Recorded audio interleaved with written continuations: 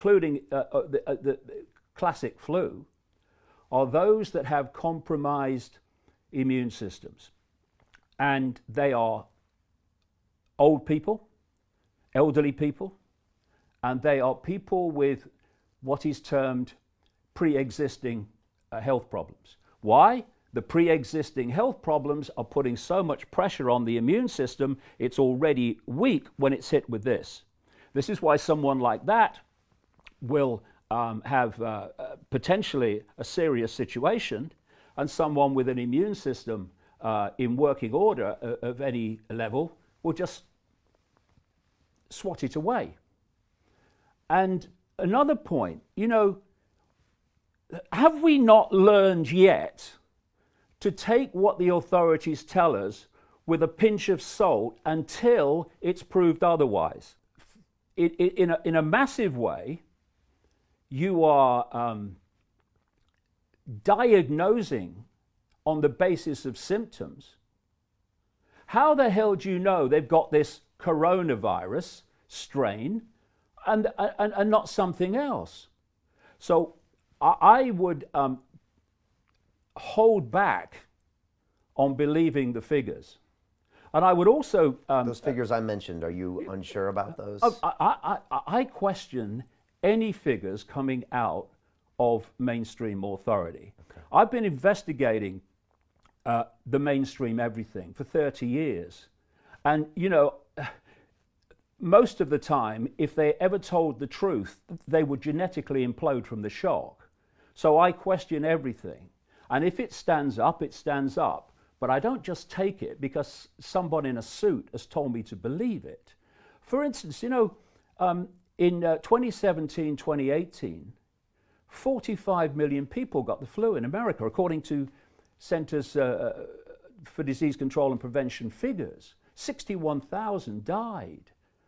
Where was the hysteria then? 61,000 people dying. Well, they say that this is more dangerous and more contagious, and it's potentially going to kill more people. Because otherwise, that's a good question, David. Everyone's like, well, how come people aren't worried about this when the flu from 18 killed 50,000? This has only killed 8,000. The point is, though, this is the point, that according to officialdom, 80% of people who get the coronavirus, diagnose the coronavirus, have not necessarily all got it, have very mild symptoms. The vast majority of the rest have what they call moderate symptoms, and that leaves some with compromised and weakened immune systems who get the serious end of it. And they get the serious end of the flu as well, and other viruses. And these people are clogging up the Italian health system right now. Do you believe that's true? The point is that what we surely should be doing is focusing on those people and doing what is necessary to protect them and their immune systems from the consequences. But to have the vast majority of the population who at most will have mild symptoms, some even no symptoms, and for that you destroy, because that's what's happening before our eyes, Brian, you destroy the world economic system. Now, let's go back to how I started. One of the things I've been pointing out as a problem reaction solution that was coming to transform human society, including, by the way, one of the things I said was coming in my earlier books was a pandemic, because of all the boxes it ticks. But what I have been saying for the best part of 30 years is they are planning an enormous economic crash. And I've been saying it even more since 2008, because 2008 seemed to be a nightmare. The point I'm making is what they want is something that would make 2008 look like, a Sunday school tea party. And so this coronavirus hysteria gives the excuse to do what they're doing, and the outcome and the consequences of what they're doing is to dismantle the world economic system.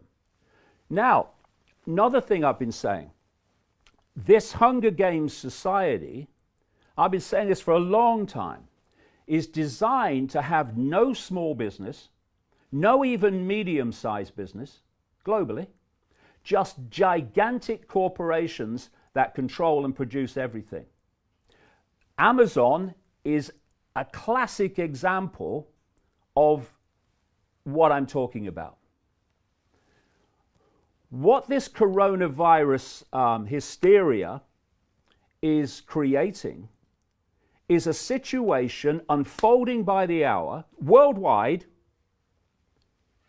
that is destroying small business, family business, even medium-sized business, some even relatively big businesses too. It's destroying them. The big legacy of what is happening now will not be to do with health long term, it will be economic. I agree with you. It's going to be catastrophic. Now, here's the point. What happens to those people whose businesses collapse? What happens to all those people who were working for those businesses? For bars, for hotels, for all these businesses that have been targeted, don't go there, shut down. What happens to them? They fall into the bottom of the Hunger Games society. And what we're seeing now, every day, is this Hunger Games society coming closer and closer and closer because of what's being done in the name of protecting the people. I got news for you. You go deep enough into this system, they don't give a shit about the people. We are being asked to believe now that this system cares about old people. We must protect the old people. We must destroy the world economy to protect the old people. Oh, these would be the old people, would they, that have paid in their entire life through taxation and other means, and at the end, in their final years, they get handed a pittance of a pension which gives them the choice between being warm or being hungry.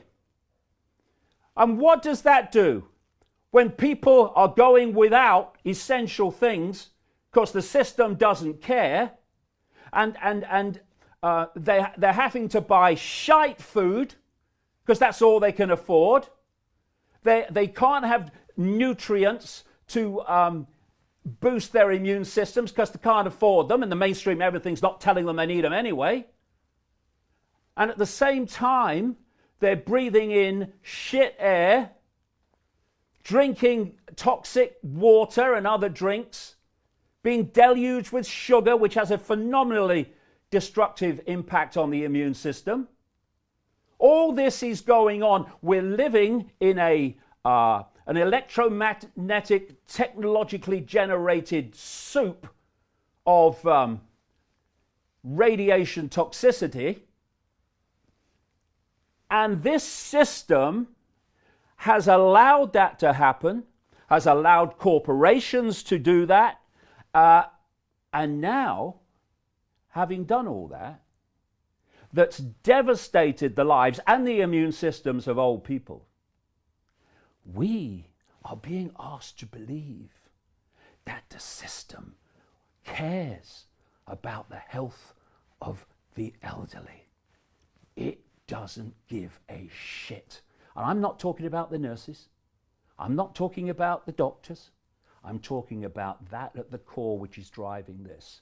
And the idea that all these things are being done to protect the elderly, they don't give a shit about the elderly. The elderly are an excuse to impose the very society that I'm talking about. Now, if you look at when these things happen and great Orwellian, draconian things are put in place, oh, we've got to do this because of the problem.